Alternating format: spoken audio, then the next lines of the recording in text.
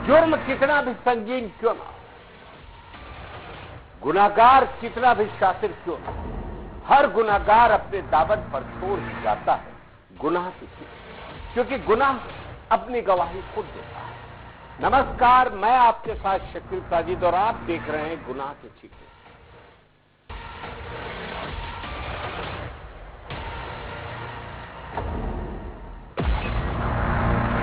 बृजभूषण शरण सिंह पूर्व भाजपा सांसद पॉक्सो के केस में बेदाग साबित हो गए हैं। मुझे पहले दिन से भरोसा था कि ये केस नहीं टिकेगा।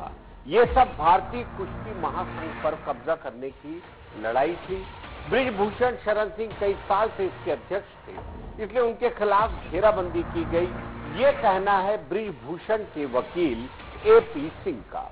दिल्ली के पटियाला हाउस कोर्ट ने 26 मई को बीजेपी नेता और पूर्व सांसद बृजभूषण शरण सिंह के खिलाफ पॉक्सो का केस बंद कर दिया।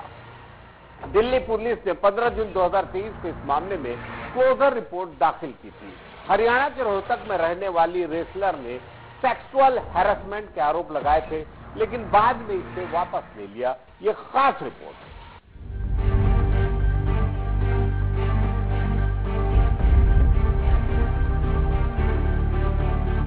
बृजभूषण शरण सिंह कई साल से इसके अध्यक्ष थे, इसलिए उनके खिलाफ घेराबंदी की गई, ये कहना है बृजभूषण के वकील एपी सिंह का।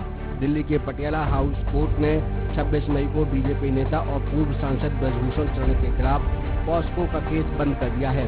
दिल्ली पुलिस ने 15 जून 2023 को इस मामले में क्लोजर रिपोर्ट दाखिल की थी।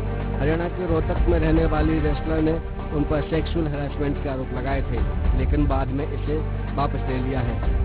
2 साल बाद पॉक्सो का केस बंद होने पर एपी सिंह कहते हैं कि दूसरा केस भी कोर्ट में नहीं टिक पाएगा, ये तो छेड़छाड़ जैसे मामूली आरोप है। आरोप लगाने वाले रेसलर के दादा ने बताया कि आरोपों के पीछे साजिश थी। मेरा बेटा कुछ लोगों के बहकावे में आ गया था, हमने खुद जाकर बयान दिए और केस खत्म किया। मेरी पोती ना तो नाबालिग थी और ना ही उसके खिलाफ कोई गलत कार्य हुआ है।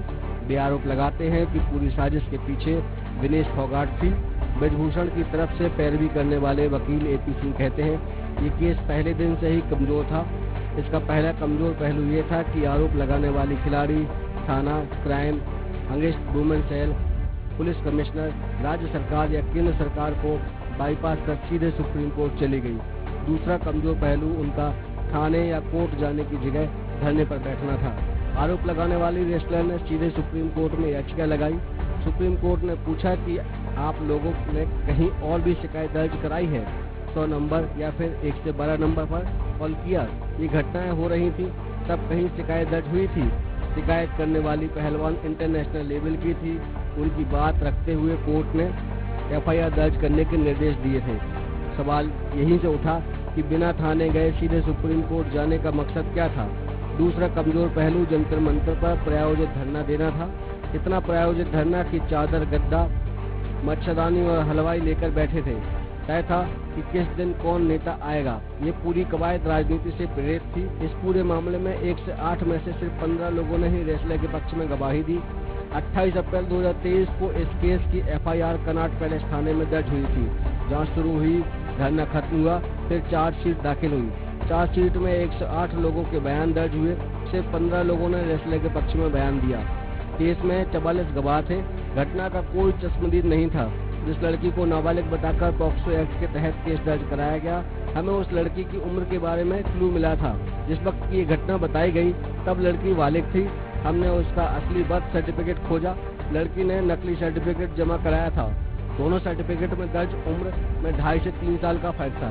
इसी कागज ने इस केस की दिशा बदल दी। केस दर्ज होने के बाद से ही नाबालिग रेसलर की उम्र सवालों के घेरे में थी। बृजभूषण शरण सिंह के खिलाफ 7 महिला पहलवानों ने यौन उत्पीड़न के आरोप में एफआईआर दर्ज करवाई थी। इनमें से एक नाबालिग पहलवान थी। बाकी 6 पहलवानों की शिकायत पर दूसरी एफआईआर दर्ज की गई थी। दिल्ली पुलिस ने सुप्रीम कोर्ट के दखल के बाद 28 अप्रैल 2023 को एफआईआर दर्ज की थी। बाद में नाबालिग के पिता ने शिकायत वापस ले ली।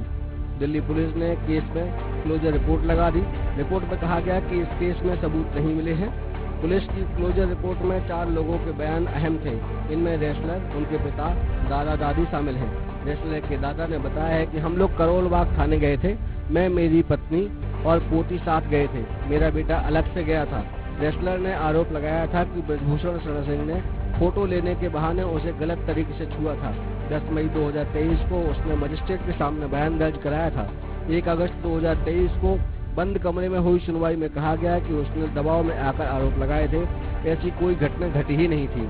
रेसलर ने माना कि उससे गलती हुई है। पिता के बहकावे में आकर मैंने केस दर्ज कराया था। रेसलर के पिता ने एफआईआर में ब्रजभूषण शरण सिंह पर यौन शोषण का आरोप लगाया था। बाद में उन्होंने बयान दर्ज कराया कि मैं बहकावे में आ गया था, गलती हो गई। मेरी बेटी को कुछ महीने पहले नेशनल रेसलिंग में हरवा दिया था। इसका बदला लेने के लिए मैंने ब्रजभूषण शरण सिंह पर झूठा केस दर्ज किया। कुछ लोगों ने बहकाया कि मुझे बस एफआईआर दर्ज करानी है कि बच्ची नाबालिग थी और उसके साथ ब्रजभूषण ने गलत काम किया है। इन लोगों ने मुझसे कहा कि नकली जन्म प्रमाण पत्र वे बनवा लेंगे। रेसलर के दादा शुरुआत से ही कह रहे थे कि मेरे बेटे को बहकाया गया है। कुछ लोग इस मामले को मुद्दा बनाकर राजनीति कर रहे हैं। मेरी पोती बालिग है और उसके साथ कुछ गलत नहीं हुआ है। उन्होंने बयान दर्ज कराया कि मेरे बेटे ने अपनी बेटी की हार का बदला ब्रजभूषण से लिया। उसे बहकाया गया कि अगर ये फेडरेशन रहेगी तो तुम्हारी बेटी का नंबर कभी नहीं आएगा। मेरी पोती गलत हारी थी। ये भी सही है कि उसे उस वक्त ब्रजभूषण सिंह वहाँ नहीं था। हार का बदला किसी पर यौन उत्पीड़न का गलत आरोप लगाकर लेना गलत है। दादी ने रेसलर की उम्र पर कहा, मैं उसकी दादी हूँ। उसका जन्म कब और कहाँ हुआ मुझसे बेहतर कौन जानेगा। वो पैदा हुई तब मैं मौजूद थी, इसलिए कहती हूँ कि बच्ची नाबालिग नहीं बालिग है। दूसरी बात, उसके साथ गलत काम नहीं हुआ है। अगर ऐसा कुछ होता तो घर में बात होती, बच्ची हमसे कुछ कहती, पर ऐसा कुछ हुआ ही नहीं। रेसलर के दादा बताते हैं कि ब्रजभूषण मेरा जानने वाला है। 35 साल पहले मैं उसके साथ था, हम दोस्त थे। फिर वो दूसरी तरफ बढ़ गया और मैं गांव आ गया। मैं भी पहलवान था। अगर मेरा बेटा ब्रजभूषण के पहले ही मेरे बारे में बता देता तो पोती के साथ भेदभाव नहीं होता। भेदभाव भी फेडरेशन ने किया। फेडरेशन की वजह से लड़की को हरा दिया गया। उस वक्त ब्रजभूषण वहाँ नहीं था।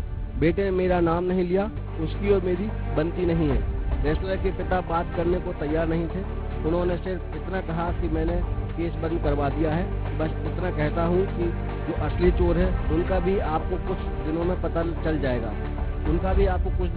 चल जाएगा। हमने पूछा, क्या आप कोर्ट के फैसले से संतुष्ट हैं? वे गुस्से में कहते हैं, हाँ। भारतीय कुश्ती संघ के अध्यक्ष ब्रजभूषण शरण सिंह के खिलाफ पहलवानों ने दिल्ली के जंतर मंतर पर धरना शुरू किया था। दिनेश फोगाट, बजरंग पुनिया और साक्षी मलिक इस आंदोलन का चेहरा थे। ये धरना 2 फेज में हुआ। पहली बार 18 से 20 जून 2023 तक चला। धरना सरकार के आश्वासन के बाद खत्म हुआ। दूसरे फेज में पहलवान 23 अप्रैल से 25 जून 2023 तक कुल 64 दिन धरने पर बैठे रहे। वे ब्रजभूषण की गिरफ्तारी की मांग कर रहे थे। बाद में उन्होंने कहा कि आगे की लड़ाई कोर्ट में जारी रहेगी।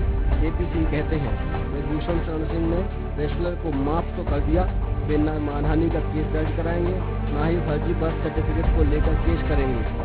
ये बात सच है कि लड़की के दोनों बर्थ सर्टिफिकेट की उम्र में 2 से 2.5 साल का फर्क है।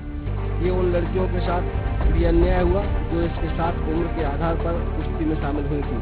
पॉक्सो एक्ट के तहत दर्ज केस रद्द होने के बाद ब्रजभूषण शरण सिंह 27 मई को अयोध्या पहुंचे। वे 60 से ज्यादा गाड़ियों के काफिले के साथ सड़कों पर निकले।